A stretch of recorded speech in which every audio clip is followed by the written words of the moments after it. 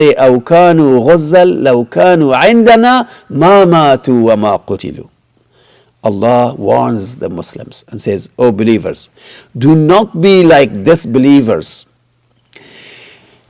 that when their brothers, when their family members, somebody went to a travel, to a trip, or they went to a confrontation, to a fight, and then you heard the news, and when they hear the news of their death, they say, oh, if they had not gone to this place, and if they had stayed with us, they would have not been killed.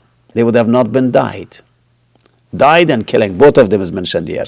So, ma qutilu wa ma matu wa ma qutilu. That people, these believers would have said that they would have not died if they didn't go to this trip. They would have not been killed if they did not go to this trip. Allah says, لِيَجْعَلَ اللَّهُ ذَلِكَ حَسْرَةً فِي قُلُوبِهِمْ. This is actually a regret, an undue regret, that Allah subhanahu wa ta'ala gives them. That those people who do not believe, they have this regret which is not really due, this anguish that they have. And you guys, believers, Muslims, should not have those kind of regrets. Why? Wallahu yuhyi wa yumeet. That Allah is the one who takes life and who gives death. Allah is the one who gives life and gives death.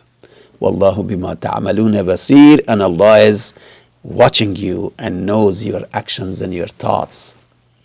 So Allah very categorically says that do not be like disbelievers, that if my family, if so and so would have not gone to this place or that place, he would have not been killed or he would have not died. Allah says this is a statement of disbelief. This is a statement of disbelievers, that they would react like this. As a believer, you should not say that. And why? Because Allah subhanahu wa ta'ala, unless and until He doesn't send the angel to take the life of somebody, no one will die. Allah says, وَهُوَ الْقَائِرُ فَوْقَ إِبَادِهِ وَيُرْسِلُ عَلَيْكُمْ حَفَظًا حَتَّى إِذَا جَاءَ أَحَدَكُمُ الْمَوْتُ تَوَفَّاهُ رُسُلَنَا وَهُمْ لَا يُفَرِّطُونَ. That basically, that Allah says that He is the master and supreme master and above His servants, and He sends guardians to protect people, the angels, and He also sends angels to take lives, and those angels will not come short in their assignment when they are sent to take the lives of people. So when the angel comes, no one can stop that angel to take the life of someone. Now, the question comes that, well, then what about all this? Then we should just accept anything?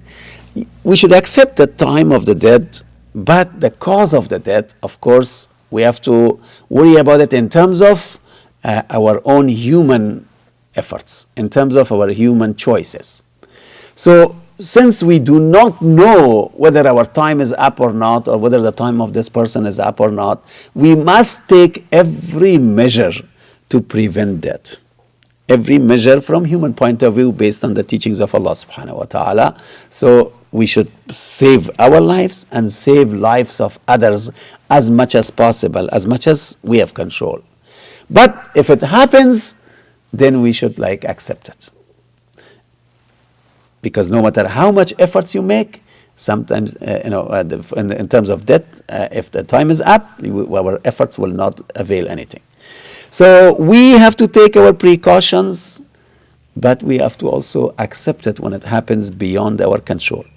And also, this does not justify the killing of people. So the killers are accountable in front of Allah subhanahu wa ta'ala. Those who kill, they are accountable in front of Allah and in front of the court and in front of human beings. So tampering with lives of people is a major crime, and this is not an excuse that people can say that I can then if I kill so and so because its time was expired, so what? No, you are now accountable and responsible because you didn't know that whether the time of this person is up or not, but you intended and you did this act.